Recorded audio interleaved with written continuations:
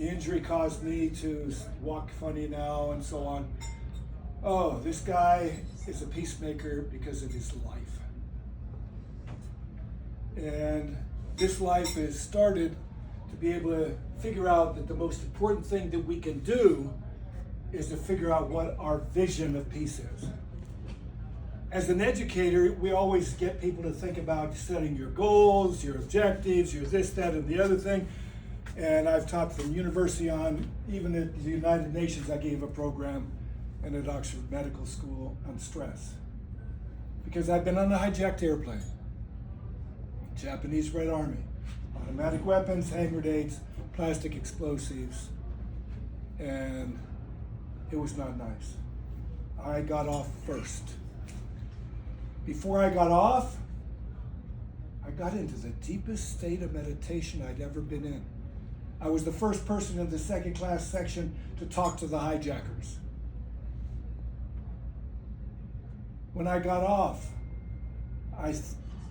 the only place I could go when I had time to be able to take a little walk was a holy place that was called a mosque, because I got off at Dhaka, Bangladesh. It took 5 days for them to finally let everybody off after they got the $8 billion and 6 people out of prison. So they pulled $1 million on and I got off. So what am I worth? We have interesting lives to lead. I'm a little boy from San Fernando with the Vata Locos. And I say that they had a 50 caliber machine gun on the corner of the high school. Why do I teach these? Look around the world. I asked the Ukrainian at Calgary at the International Convention, what is your vision of peace? Kill all the Russians. And I said, will that bring peace? And of course, they had to reflect. And when they reflected, they knew the answer. We cannot just bring peace in one little area.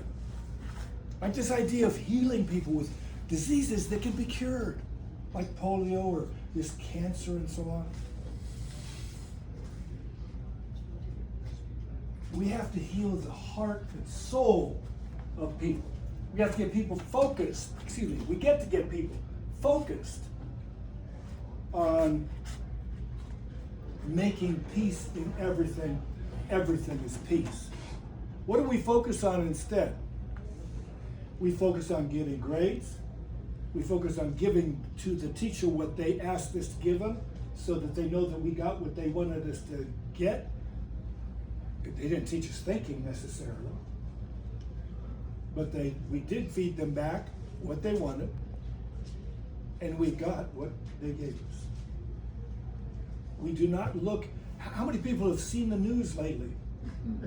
Are we in a happy state? Are people kvetching all the time? Kvetching, of course, means bitching, excuse me. So we need to bring peace. That kvetching about somebody or something doesn't solve the problem. Let that go and focus on what we want. The symbol. I wear this, but most people didn't see the vest. They saw what looks like Santa, a simple Santa. But if you look closely at this vest has a whole bunch of different kinds of Santas. I happen to have been a physical educator for some time. I taught social studies in 1969 in East Los Angeles. Had a boy drop in front of my door with a knife in his back. Oh my gosh. My master's degree was in inner city education. I've taught that all over the world. I've taught in India. Now, little poor boy from San Fernando, I've also stayed at a billionaire's house in India who used to beg for Gandhi's movement. So, I'm talking to myself today. Why? Because each of us, each and every one of us, has a heart that hurts when somebody is hurt. Has a heart that opens when they see that little grandchild born. Or like I got to allow my second boy to come out into my hands in a little wading pool in the backyard in my house in Van Nuys. Magical time.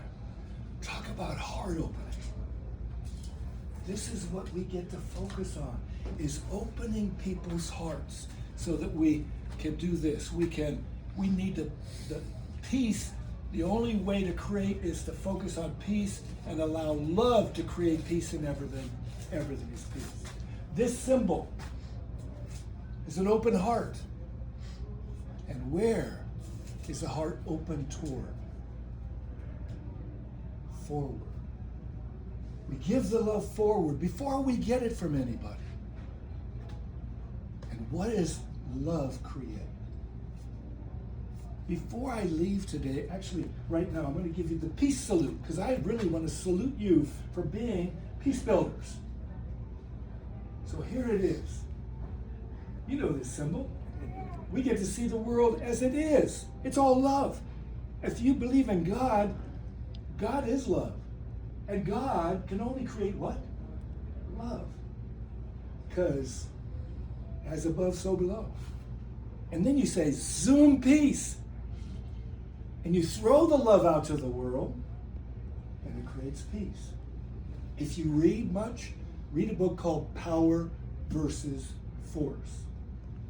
It describes all the levels from horrible stuff, like anger, fear, and so on, all the way up to the sublime, love, and then peace. That's the highest vibration, so to speak, when you look at vibrations. And some people have lived through the 60s. The 60s had people saying, oh, you got good vibes, dude. Right? Oh, you're cool. I knew it when I first saw it. And we have this feeling. We have a feeling of, I can breathe now. I just had a call today with people only on a few continents. On the PeaceMaker Circle. We have people on all the continents except Antarctica. And what do? Anything that we can to create peace. Now this says the PeaceMaker Miracle Method. Why do we say it's a miracle? Because we can create peace in everything. Everything is peace. We've created hell. If we can create hell, we can create the opposite. We are sent down to the planet to make something better, not worse. I've been watching a series called The Chosen. It happens to be about a guy named JC.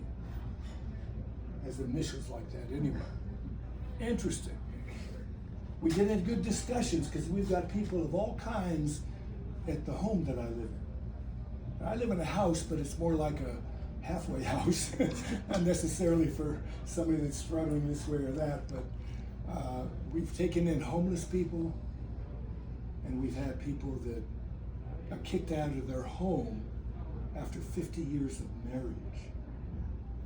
And he's been with us 5 years. Now what can we do? This PeaceMaker miracle experience, I just gave you the proofs, by the way, some of the proofs of weapons and hijackings. We can create a miracle. How did I get into the deep state of meditation on a hijacked airplane? Because if you're on that plane, would you feel like that? No. As we're coming in for the landing, a woman next to me, they moved an old lady next to me. Of course, I was only about 35 and she was about my age now. I don't know, I'm not sure. But she started shaking as we're coming in for the landing and breathing funny. I grabbed her arm and I said, calm down. Everything will be okay. The Lord's taking care of us. I didn't know who her Lord was, but we're taken care of. She calmed down. What happened to me? I started doing what she was doing. I was, the hijackers saw me. I didn't think they wanted me to die on the plane. So they pulled me out of the seat, threw me in the first class section on the floor, and I stopped breathing. The lady above me yells, "Help him, he's having a heart attack." And they did. They gave me closed heart massage, nitroglycerin, a shot for heart attack, and oxygen. I didn't think they wanted me to die on the plane, so stick up the plane. They didn't know how long they're going to be on the plane.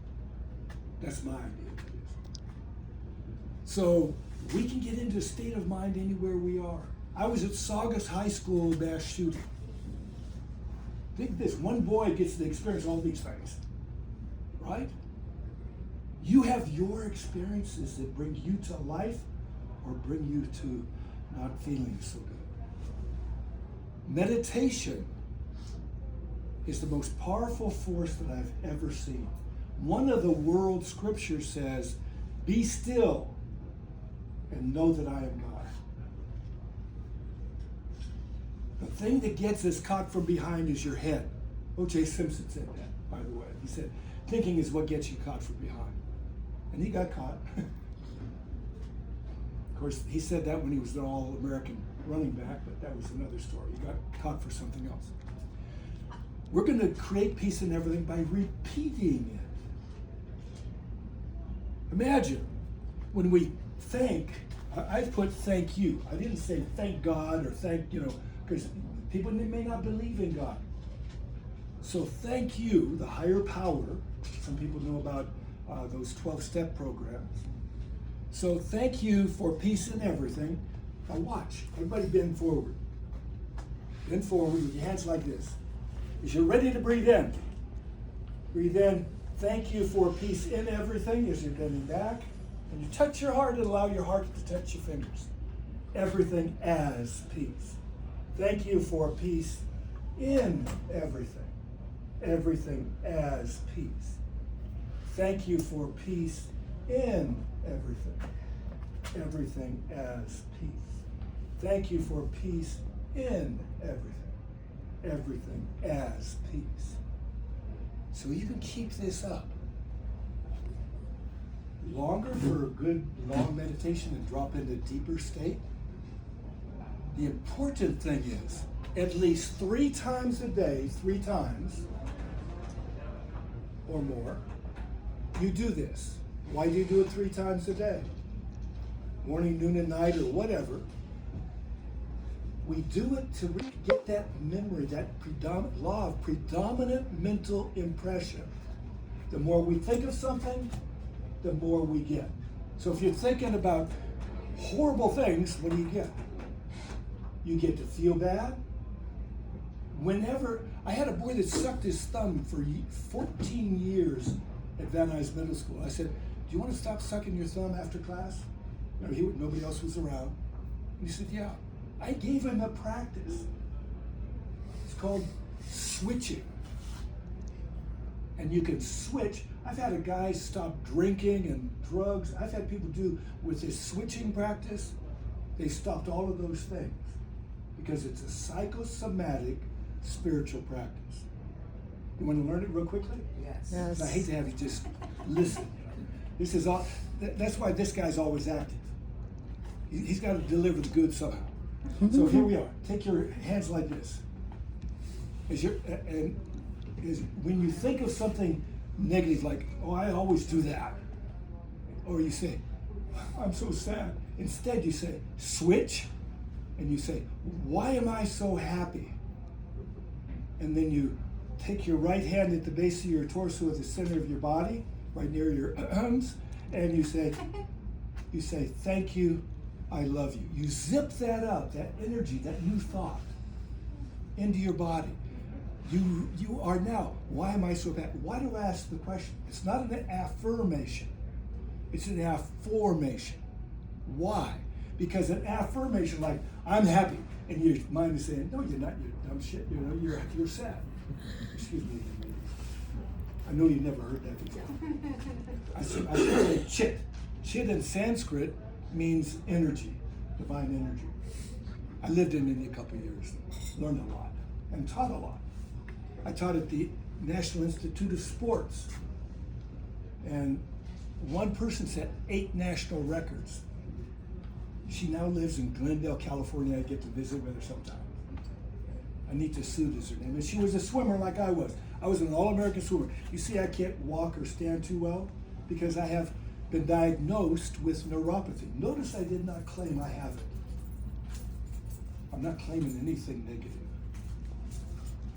Because the more we focus on the positive, the better we are. And we feel so much better.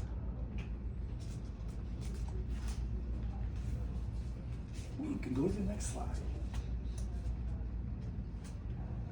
So, what's your vision of peace? You read your vision 3 times a day, it attracts it, we create it. This is mine. Got it? I'll say it. Because I believe total peace is possible. I'm called to be peace, igniting in others their vision of peace, resulting in uniting us as the force experiencing peace in everything. Everything is peace. I had the best conversation with my sister and brother-in-law a couple weeks ago. We are really different. My identical twin is just like my sister. He's what some people call a Trumper. And I happen to have a selfie with a guy named Bernie Sanders. So we are really, in a way, different. You think? We had the best conversation. Why? Because I kept us on the essence of what we're here on this planet for. My brother happens to be a practicing Catholic. I happen to be more Catholic than when I was Catholic. Now what that means is Catholic means universal. I've lived in a Hindu ashram. I've hung out with the Dalai Lama for about 8 hours or so. I've met Desmond Tutu, Wangari Maathai, Madame Sirleaf. Those are 4 Nobel Peace Prize winners. I had a Nobel Peace Prize winner on a program, a podcast that I produced. She was just on a Rotary Peace, International Peace Club meeting last night that Kat Haber sponsored, and it started actually. It's out of Hawaii, but I met her on the Walk Across America for the Climate 10 years ago. In Albuquerque is where I met her. She was one of the first women graduates of the Air Force Academy. That's where my twin brother swam to become a national champion for USC. I was only an All-American at Valley College, only. That's what happens when you get a brother like that. But I've coached world record holders, Olympians, professional athletes, the Challenge 12 crew for the America's Cup. All this included meditation. In 1975, I started teaching meditation at Barindo Junior High School. Ghetto school had the 2 biggest Latino and 2 biggest black gangs in the country. Taking away a weapon a week, breaking up a fight a day. Just about that. I had a whole closet full of weapons. Why? Because if I turned the weapons into the dean, they'd be kicked out of school. Where would they be? In your house. They'd be somewhere, but not in school. They wouldn't be learning. So I got to teach them meditation. Imagine 14 and 15-year-olds listening to a person at that time I was what they call cultic, because I had learned from a master in India. And so I gave them a mantra.